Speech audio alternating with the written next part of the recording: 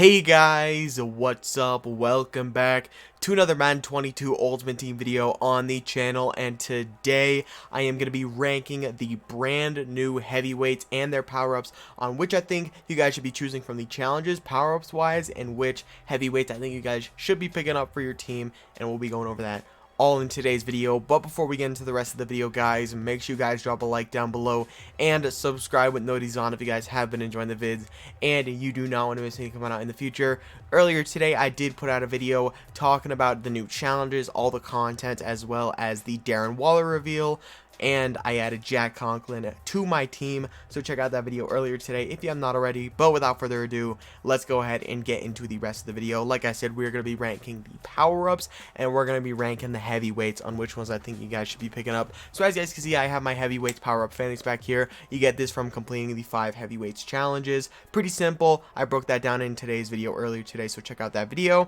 But as you guys can see, we got all 5 power-ups here. Now I did just look on MUTGG, and the most expensive power-ups are going to go ahead and be Roger Saffold and Jack Conklin. Roger Saffold is currently going for about 5k and Jack Conklin about 3,500, but most of these power-ups are going to go for a similar price. They're going to be within the 2,000 to 3,000 coin range for every single one of these power-ups, just because everyone's getting these power-ups for free, so none of them are going to have a ton of value. So if you're purely looking to sell on PS4, at least right now, Roger Saffold is the most expensive, followed up by Jack Conklin. So there you guys go there. But as well as Quinn Spain is the only gold here, so you have to take that into account as well. He's going to have a higher minimum, so there's that as well. But now we're going to rank them on which ones I would like pick up, and it's going to take into account price as well. But coming in last, I'm going to go with Brandon Williams. Brandon Williams, not a huge fan of his actual heavyweight card, and also nose tackles aren't really meta in this game. I mean, normally you'd like to have like Aaron Donalds, or you'd like to have like a Warren Sapp in the middle, a guy who's got speed and can pass rush, less a Brandon Williams who doesn't have speed and is really only good for run stops. So I don't like this Brandon Williams that much, so he's going to come in at number 5. Coming in at number 4, I'm probably going to go with Roger Saffold. There are a lot of good left guards in the game right now. We got guys like Quentin Nelson and a bunch of other people at left guard, so I don't think Roger Saffold is the best option here, as well as the fact that he's played for like the least amount of teams. I think he's played for like the Titans and the Rams, maybe, I'm not exactly sure, but not a huge fan of Roger Saffold. He's a good left guard if you really need one badly, but there's a ton of other options there as well.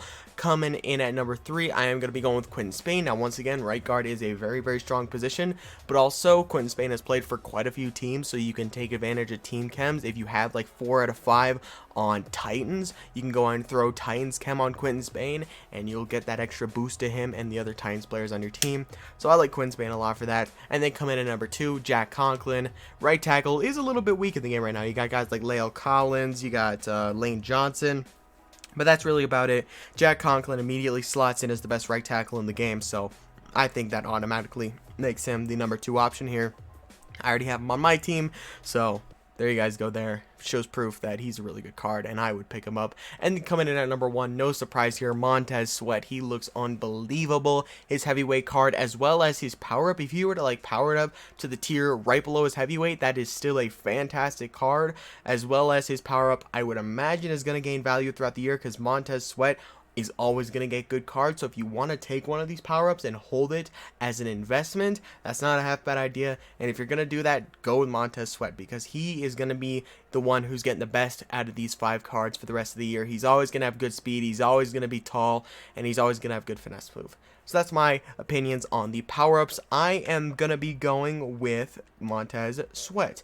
For the reason I just said, I'm just going to hold on to his power-up, see if he gains any value in the future. I already have Jack Conklin fully powered up, so I don't need that power-up for my team.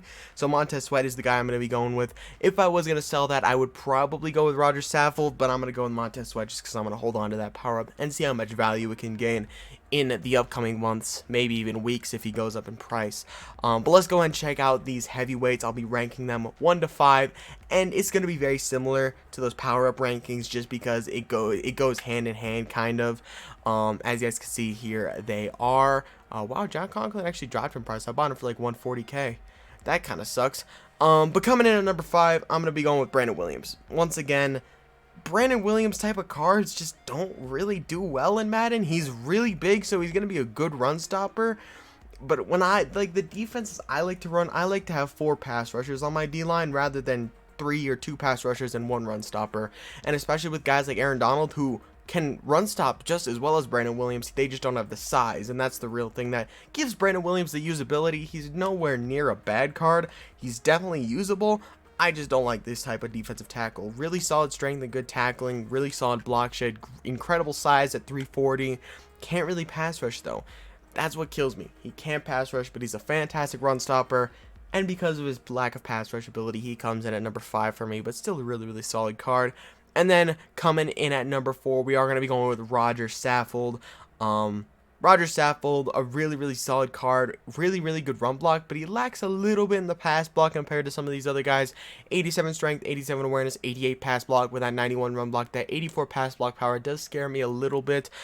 He's not incredibly agile. Only 55 speed, 74 excel, 67 jumping. He's got an 87 lead block, a 90 impact block there as well. These old lineman cards, they're all going to be very similar, so you can't really pay attention to the stats so much as you have to take into account other things. That's why I had Quinn Spain higher than Roger Saffold, just because he exclusively gets more team camps and he's going to fit in on more teams. That's the literal only reason, and I guess you could also say the guard positions. Left guard is definitely more stacked than right guard right now, but it's not by a lot. Guard is a very heavy position in the game right now. There are a lot of good players and good cards at guard right now. So Roger Saffold does come in at 4, but pretty much a tie with him at number 3 is Quinn Spain. Quinn Spain, he doesn't have quite that awareness, but like I said, having those lots of teams he's played for has really helped him out. Him and Roger Saffold are almost identical cards in the fact that they are both really, really solid blockers, got good strength, solid awareness, not crazy athletic. Quinn Spain is a little bit more athletic though, similar lead block, impact block. They're almost identical cards. Left guard, right guard, they're not going to play super different. Only reason is because left guards are more stacked than right guard, and Quinn Spain has more team chem abilities and availability to play on different teams. Coming in at number 2, obviously, it's the exact same rankings as the Power-Ups. I'm sorry to say, but it's not going to be anything special. We got Jack Conklin, the best right tackle in the game. That's the only reason he's above the other guys as well, because he's very similar. He's just an incredible blocker, got really good stats. He is just the best at his position, so I feel like I have to put him higher. There's not a lot of fantastic right tackles in the game right now. 84 strength, 87 awareness, 88 pass block, 90 run block. Incredible run blocker, really good size for a tackle, 87 lead block, 90 impact blocking. Looking really, really good, man. I like this Jack Conklin card a lot. I personally picked him up for my team, not only because he is a Brown, but also he's the best right tackle in the game. Needed a really solid right tackle, so I went ahead and picked him up. That's pretty much my philosophy there. And then undoubtedly the number 1, no surprise to anyone, this shouldn't be at least, we got Montez Sweat, still going for about 220k, which is nuts. But this card is fantastic. 87 speed, 90 excel, 81 strength, 84 tackle, 85 block shed with an 89 finesse move and a 76 power move. He's 6'6", 260 with 87 speed. That is unbelievable. He has the same speed, or he has like 1 less speed than Tyreek Hill powered up. And he's 6'6", 260 and an edge rusher with 89 finesse move there as well, which is unbelievable. 84 impact blocking as well, 88 hit power, which is really, really nice. 90 pursuit. Montez Sweat is one of the best, if not the best edge rushers in the game right now. I don't know. Von Miller, I might take over him just because those preset abilities. Michael Strahan, I don't know if I'm taking over him. DeMarcus Ware, I don't know if I'm taking over him. There's a lot of really good edge rushers in the game right now, but he is definitely up there because of that speed, because of that size, because of that finesse move. He's unbelievable. But yeah, guys, that is pretty much it. We ranked the heavyweights power-ups and which ones I think you guys should be taking from your free challenges, as well as we ranked the brand new heavyweights on who I think you guys should be picking up. But yeah, guys, that is going to be the video. I hope you guys enjoyed the video, and if you did, make sure to drop a like down below and subscribe when noti's on. But yeah, I'll see you boys in the next one. Peace out.